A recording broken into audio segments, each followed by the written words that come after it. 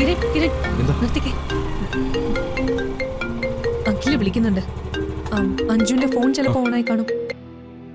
Hello Akhil. Hello. നിങ്ങൾ ലൊക്കേഷനിൽ എത്തിയോ ജെഡി?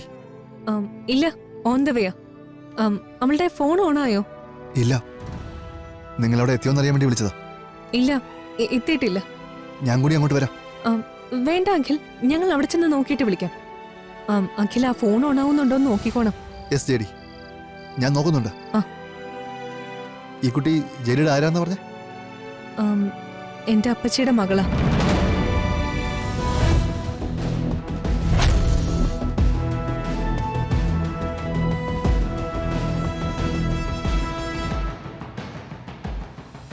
ഓക്കെ അഖിൽ, ഫോൺ ഓഫായ ലൊക്കേഷനിൽ എത്തിയിട്ട് വിളിക്കാം. ശരി. ഓക്കെ,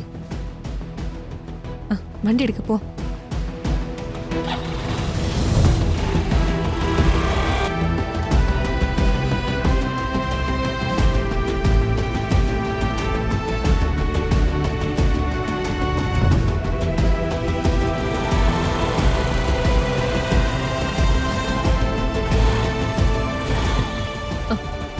അവിടെ അവിടെ അവിടെയാ കാണിക്കുന്നത്.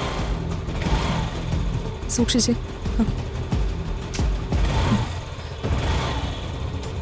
ദേ അങ്ങോട്ടും തിരിച്ച്. ഇനി പോവില്ല. നമുക്ക് എന്തെങ്കിലും നിർത്തിയിട്ട് ഇറങ്ങി നടക്കാം. വാ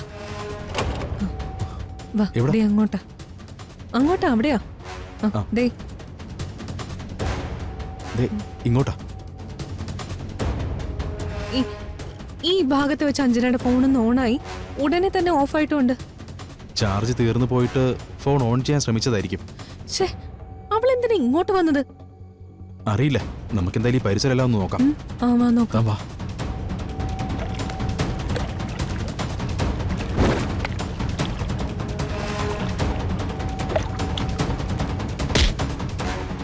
ഇങ്ങോട്ട്. അഞ്ജു, നീ എന്തായി കാണിക്കുന്നത്? ദുർഗ, എനിക്ക് ജീവിക്കണം, എനിക്ക് മരിക്കണം. നിനക്കെന്താ ഭ്രാന്ത് പിടിച്ചോ? എത്ര വലിയ പ്രശ്നമായാലും അതിന് പരിഹാരമുണ്ട്. അത് നോക്കാതെ ജീവിതം അവസാനിപ്പിക്കല്ല വേണ്ടത്. നീ വിചാരിക്കുന്ന പോലെയൊന്നും അല്ല. അവരെന്നെ ജീവിക്കാൻ സമ്മതിക്കില്ല. എന്നെ സ്നേഹിക്കുന്നവർക്കെല്ലാം അപമാനമായി എനിക്ക് ജീവിക്കണ്ട.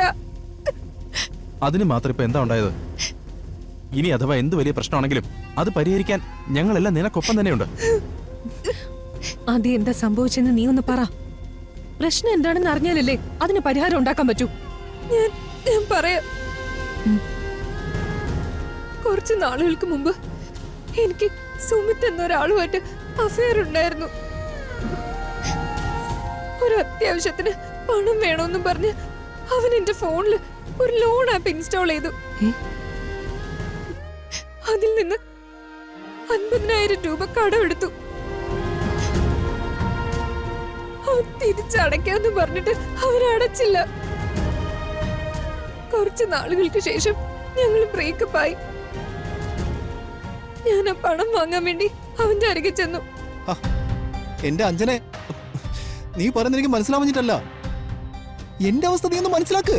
സുമിത്തെ, നീ ആ ലോണിന്റെ പൈസ എങ്ങനെയെങ്കിലും ഒന്ന് തിരിച്ചടക്കേ. എനിക്ക് അവരെ കൊണ്ടുള്ള ശല്യം സഹിക്കാൻ പറ്റുന്നില്ല.